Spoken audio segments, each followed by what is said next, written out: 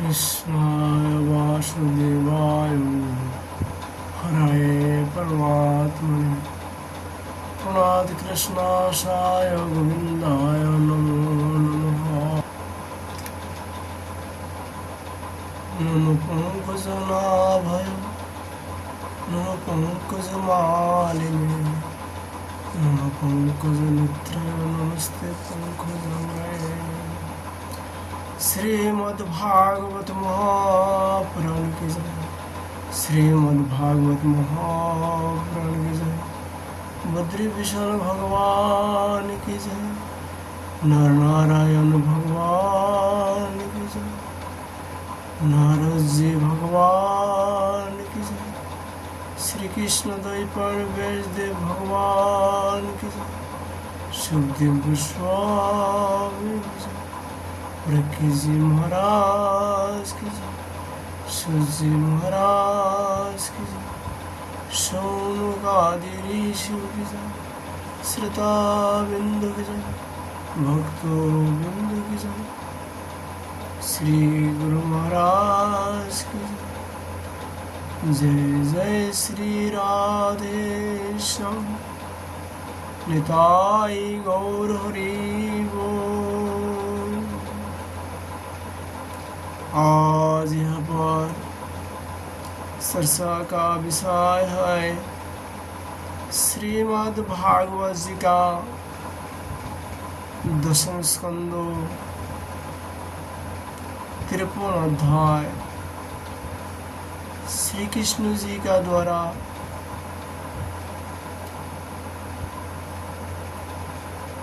श्री रुक्मिणी जी को हरण। श्री सुगुवाच वैदर्भा स्वातो संदेशं निशम्यो यदुनन्दनो प्रगृह्य पाणिना पाणिं प्रसन्निदमो ब्रवीत्। श्री सुखदेव गोस्वामी जी राजा परीक्षित से कहा, परीक्षित, भगवान श्री कृष्ण ने विदर्भ राजकुमारी रुक्मिणी जी का यह संदेश सुनकर अपने हाथ से ब्राह्मण देवों का हाथ पकड़कर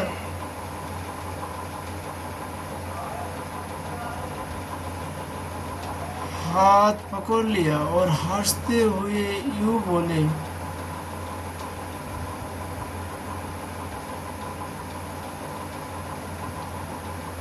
भगवान उवाच तथाहमपि तच्चित्तो निंदां च न लभे निशि विदहां रुक्मिणं देशं ममो दाहो निवारितः।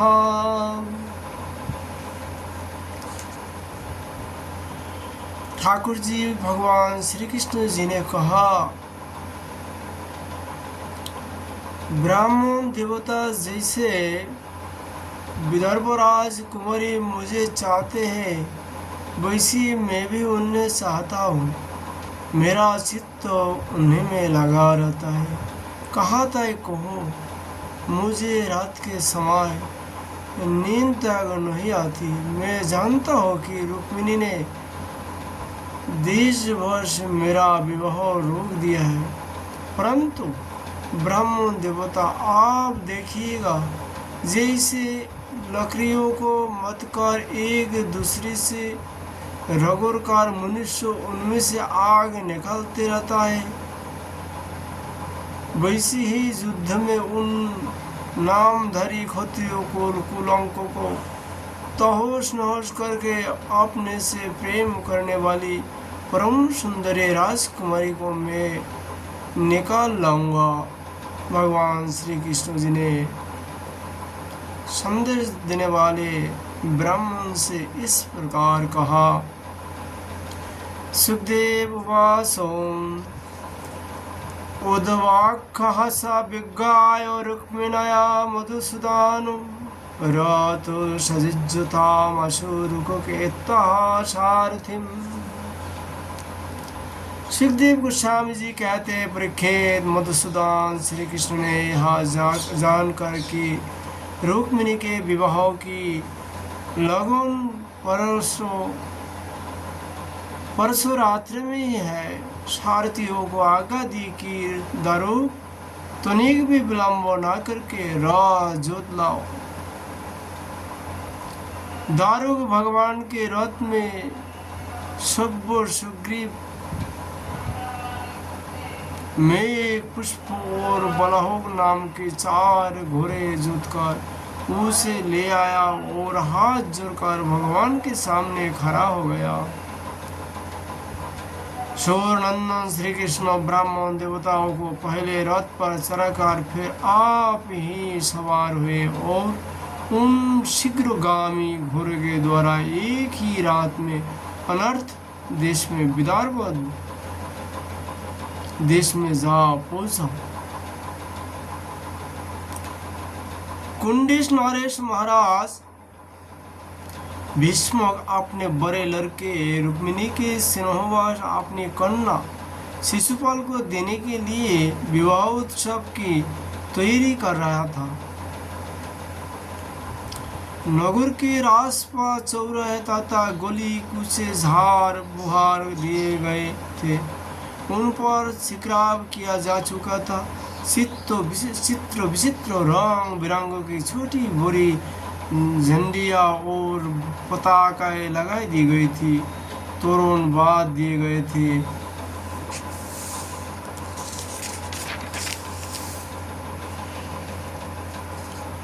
वहाँ की स्त्री पुरुष पुष्प मल्लो हार इत्र फुलेल चंदन गहने और निर्मल वस्त्र से सजे हुए थे। वहाँ के सुंदर सुंदर घर में से अगर की धूप की सुगंधी फैल रही थी। सुखदेव गोस्वामी जी कहते हैं, परीक्षित राजा भीष्मुक ने पितर और देवताओं का विधि पूर्वक पूजन करके ब्राह्मणों को भोजन कराया और नियम अनुसार सस्ते वाचन भी किया। सुशाभित दांतों वाली परम सुंदरी राजकुमारी रुक्मिणी जी को स्नान कराया गया। उनके हाथ में मंगलसूत्र कंकन पहनाए गए, कोहबर बनाया गया। 2 नए नए वस्त्र उन्हें पहनाए गए और वे उत्तम उत्तम आभूषण से विभूषित हो गई। श्रेष्ठ ब्राह्मण ने साम ऋग और यजुर्वेद के मंत्र से उनकी रक्षा की और अथर्ववेद के विद्वान पुरोहित ने ग्रह शांति के लिए हवन किया। राजा भीष्म कुल परंपरा और शास्त्रीय विधियों के बड़े जानकार थे। उनने सोना शादी वस्त्र गुड़ मिले हुए तेल और गौएं ब्राह्मणों को दी। इस प्रकार यदि नरेश राजा दमघोष ने भी अपने पुत्र शिशुपाल के लिए मंत्रज्ञ ब्राह्मणों से अपने पुत्र के विवाह संबंधी मंगलकृत कराए। इसके बाद वे मौत सुहाते हुए हाथियों, सोने की मालाओं से सजाए हुए रथों, पैदल तथा घोड़ सवारों की चतुरांगिनी सेना साथ लेकर कुंडीपुर जा पहुंचा। विदर्भ राज भीष्मुक ने आगे आकर उनका स्वागत सत्कार और प्रथा के अनुसार अर्चन पूजन किया। इसके बाद उन लोगों को पहले से निश्चित किए हुए जनवासियों से आनंदपूर्वक ठहरा दिया। उस बारात में शाल्यो, जरासंध, दंतवक्र, विदुरात और पंडोग आदि शिशुपाल के सहस्त्र मित्र नरपति आए थे। ये सब राजा श्री कृष्ण और बलराम जी के विरोधी थे और राजकुमारी रुक्मिणी शिशुपाल को ही मिले इस विचार से आए थे। उन्होंने अपने मन में यह पहले से ही निश्चय कर रखा था कि यदि श्री कृष्ण बलराम आदि यदुवंशियों को साथ आकर कन्याओं को हरने का चेष्टा करेगा तो हम सब मिलकर उससे लड़ेंगे। यही कारण था कि उन राजाओं ने अपनी अपनी पूरी सेना और रथ, घोड़े, हाथी आदि भी अपने साथ ले आए थे। परीक्षित, राजा की इस तरह तैयारी का पता भगवान बलराम जी को भी लग गया था, और जब उन्होंने यह सुना कि भैया श्री कृष्ण अकेले ही राजकुमारी का हरण करने के लिए चले गए हैं, तब उन्हें वहाँ लड़ाई झगड़े की बड़ी आशंका हुई। यद्यपि वे श्री कृष्ण का बल विक्रम जानते थे, फिर भी भीतरी सेनाओं से उनका हृदय भर आया। वे तुरंत ही हाथी, घोड़े, रथ और पैदल की बड़ी भारी चतुरंगिनी सेना साथ लेकर कुंदनपुर के लिए चल पड़े। इधर परम सुंदरी रुक्मिणी जी भगवान श्री कृष्ण के शुभ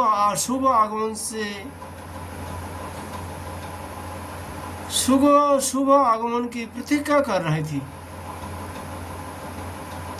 उन्होंने देखा श्री कृष्ण की तो कौन कहे, अभी ब्राह्मण देवता भी नहीं लौटे, तो वे बड़ी चिंता में पड़ गई। सोचने लगी, ओहो, अब मुझ अभागिनी के विवाह के केवल एक रात की देरी है, परंतु मेरी जीवन सर्वसा कमल नयन भगवान अब भी नहीं उधारे।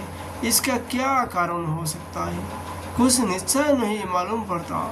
यही नहीं, मेरे संदेश ले जाने वाले ब्राह्मण देवता भी तो अभी तक नहीं लौटे। इसमें संदेह नहीं है कि भगवान श्री कृष्ण का स्वरूप परम शुद्ध है और विशुद्ध पुरुष ही उनसे प्रेम कर सकते हैं। उन्होंने मुझ में कुछ ना कुछ बुराई देखी होगी, तभी तो मेरे साथ पकड़ने के लिए, मुझे स्वीकार करने के लिए उद्यत होकर वे यहाँ नहीं पधार रहे। ठीक है, मेरे भाग्य ही मंद है, विधाता और भगवान शंकर भी मेरे अनुकूल नहीं जान पड़ते। यह भी संभव है कि रुद्र पत्नी गिरिराज कुमारी सती पार्वती जी मुझसे अप्रसन्न हो। सुखदेव गोस्वामी जी कहते हैं, परीक्षित, रुक्मिणी जी इसी उधेर वन में पड़ी हुई थी। उनका संपूर्ण मान और उनके सारे मनोभाव भक्तों मान चोर भगवान ने चुरा लिए थे। उन्होंने उन्हीं को सोचते सोचते अभी समय है वैसा समझकर अपने आंसू भरे नेत्र बंद कर लिए। सुखदेव गोस्वामी जी कहते हैं, परीक्षित, इस प्रकार रुक्मिणी जी भगवान श्री कृष्ण के शुभ आगमन की प्रतीक्षा कर रही थी। उसी समय उनकी बाई जांग, भुजा और नेत्र फकरने लगे, जो प्रियोतम के आगमन का प्रिय संवाद सूचित कर रहा था।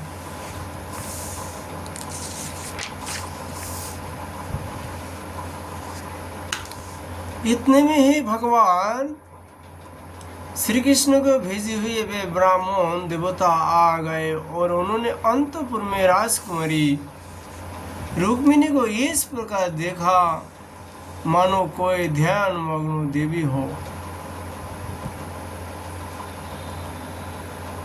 सती रुक्मिणी जी ने देखा ब्राह्मण देवताओं का मुख प्रफुल्लित है, उनके मन और चेहरे पर किसी प्रकार की घबराहट नहीं है। वे उन्हें देखकर लक्ष्मण से भी समझ गए कि भगवान श्री कृष्ण आ गए।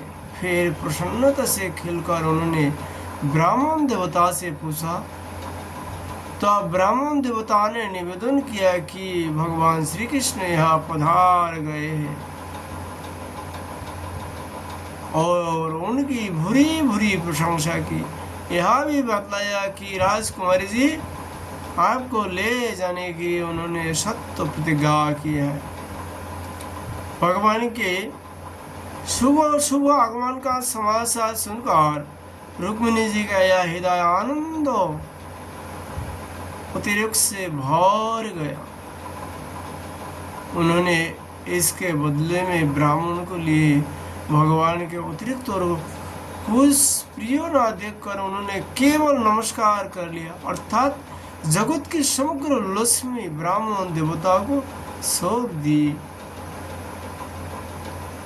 राजा भीष्मुक ने सुना कि भगवान श्री कृष्ण और बलराम जी मेरी कन्या का विवाह देखने के लिए उत्सुकतावश यहाँ पधारे हैं। तब तुरही भेरी आदि बाजे बजाते हुए पूजा की सामग्री लेकर उन्होंने उनकी अगवानी की और मधुपर्क निर्मल वस्त्र तथा उत्तम उत्तम भेड़ देकर विधि पूर्वक उनकी पूजा की। भीष्मुक जी बड़े बुद्धिमान थे, भगवान के प्रति उनकी बड़ी भक्ति थी। उन्होंने भगवान को सेना और सारथियों के सहित समस्त सामग्रियों से युक्त निवास स्थान में ठहराया और उनका यथावत आतिथ्य सत्कार किया। विदर्भराज भीष्मुक जी ने यहाँ निमंत्रण में जितनी राजा आए थे उन्होंने उनके पराक्रम, अवस्था, बल और धन के अनुसार सारी इच्छित वस्तु देकर सबका खूब सत्कार किया। विदर्भ देश के नागरिकों ने जब सुना कि भगवान श्री कृष्ण यहाँ पधारे हैं तब वे लोग भगवान के निवास स्थान पर आए और अपने नयनों को अंजलि में भर भर कर उनके बदनार बिंदु का मधुर मुकरंद रस पान करने लगे। वे आपस में इस प्रकार बातचीत करते थे, रुक्मिणी इन्हीं की अर्धांगिनी होने की योग्य है और ये परम पवित्र मूर्ति श्याम सुंदर रुक्मिणी की ही योग्य पति है, दूसरी कोई उनकी पत्नी होने की योग्य नहीं है। यदि हमने अपने पूर्वजन्म में इस जन्म में कुछ भी सत्कर्म किया हो तो त्रिलोक विधाता भगवान हम पर प्रसन्न हो और ऐसे कृपा करे कि श्याम सुंदर श्री कृष्ण ही विदर्भ राजकुमारी रुक्मिणी जी का पानी ग्रहण करें। सुखदेव गोस्वामी जी कहते हैं, परीक्षित, जिस समय प्रेम परवश होकर पूर्ववासी लोग परस्पर इस प्रकार बातचीत करे रहे थे, उसी समय रुक्मिणी जी अंतपुर से निकलकर देवी जी के मंदिर के लिए चली। बहुत से सैनिक उन्हीं की रक्षा में नियुक्त थे। ये प्रेम मूर्ति श्री कृष्णचंद्र के चरण कमलों का चिंतन करते हुए भगवती भवानी के पाद वल्लभ का दर्शन करने के लिए पैदल ही चली। वे स्वयं मौन थे और माताएं तथा सखी सहेलियां सब ओर से उन्हें घिरी हुई थी। शूरवीर सैनिक हाथ में अस्त्र शस्त्र उठाए कवच पहने उनकी रक्षा कर रहे थे। उसी समय विदांग शंख, ढोल, तुरई और भेरी आदि बजने लगे। बहुत सी ब्राह्मण पत्नियां पुष्पमाला, चंदन आदि सुगंध द्रव्य और गहने कपड़े से सज कर साथ साथ चल रही थी और अनेक प्रकार के उपहार तथा पूजन आदि की सामग्री लेकर सहस्र श्रेष्ठ वरांगनाएं वे साथ थी।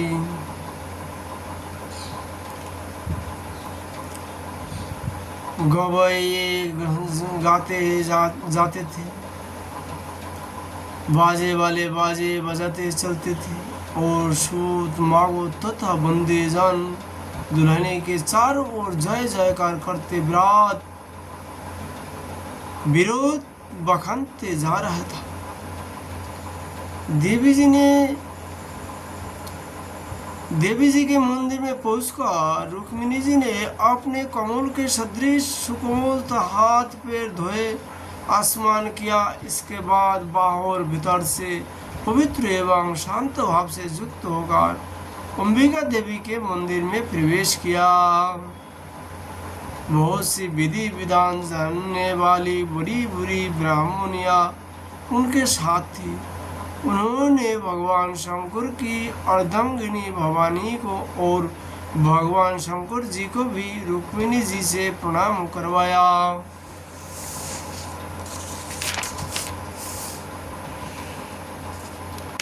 रुक्मिणी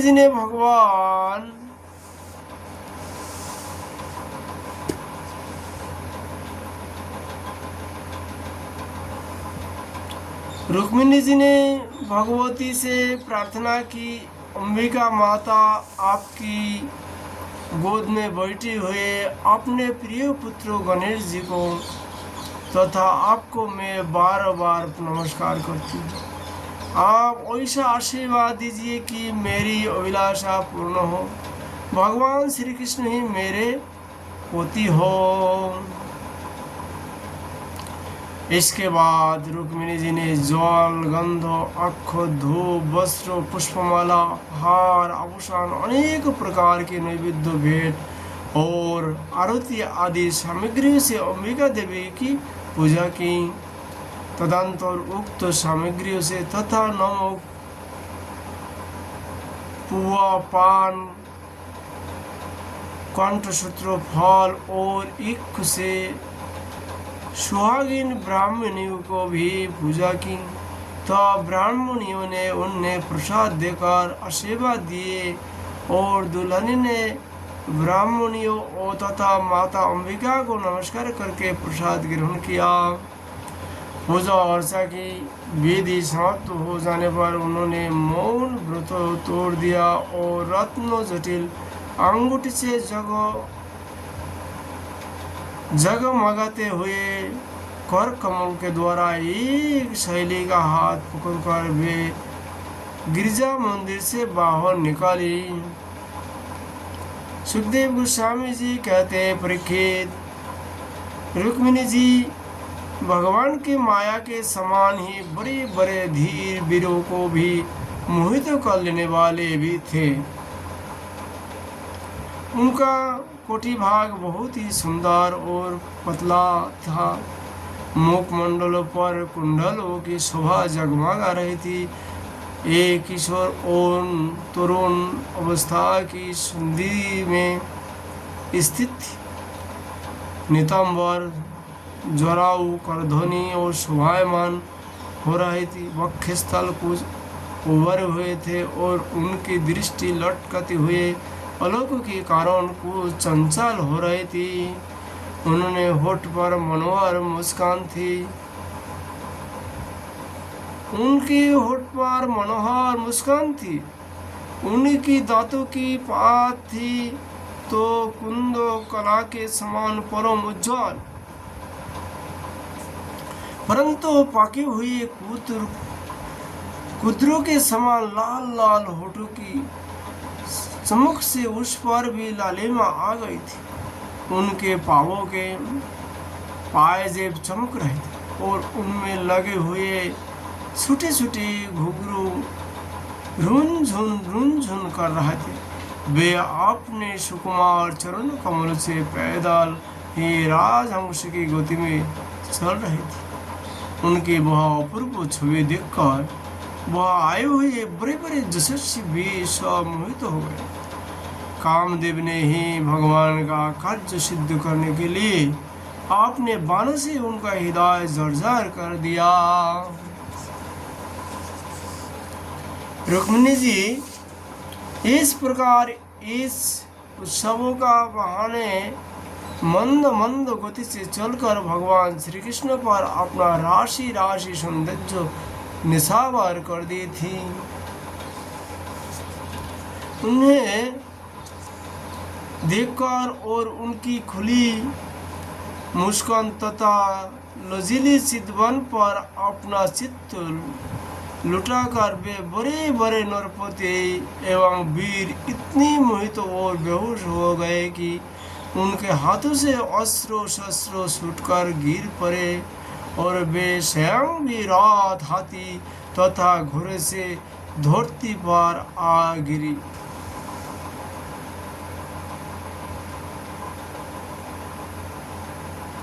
इस प्रकार रुक्मिणी जी भगवान श्री कृष्ण के शुभ आगमन की प्रतीक्षा करते हुए अपने कमल की कलई के समान सुकुमार चरणों को बहुत ही धीरे धीरे आगे बढ़ रही थी। उन्होंने अपने बाएं हाथ की अंगुली से मुख की ओर लटकती हुए अलके हटाई और वह आए हुए नरपतियों की ओर लजीली सीधेपन से देखा।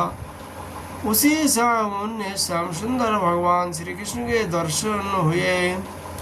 राजकुमारी रुक्मिणी जी रथ पर चढ़ना ही चाहती थी कि भगवान श्री कृष्ण ने समस्त शत्रुओं को देखते देखते उनकी भीड़ में से रुक्मिणी जी को उठा लिया और उन सैकड़ों राजाओं को सिर पर पाव रखकर उनने अपने उस रथ पर बैठे दिया जिसका ध्वजा पर गरुड़ का चिन्ह लगा हुआ था। मन का भीग चलने वाला रथ पर बैठाए दिए। भगवान श्री कृष्ण जी ने उन रुक्मिणी को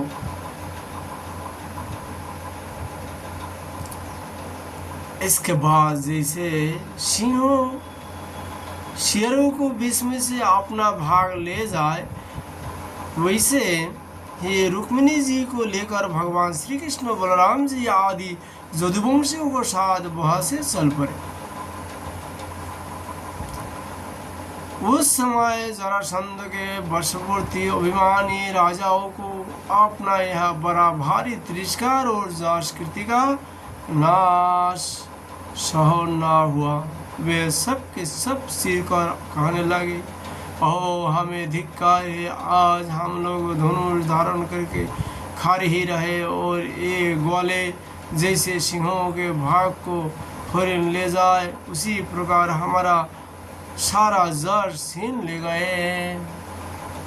इति श्रीमद्भागवत महापुराण परमहंस संहिता दशम स्कंद उत्तराध्याय रुक्मिणी हरण नामो 53 अध्याय। श्रीमद्भागवत जी का चर्चा हम लोग आज यहाँ पर विश्राम करता हूँ। राधा माधव जी की कृपा होने पर फिर हम लोग कल विस्तार से विषय चर्चा करेंगे। जय श्री कृष्ण।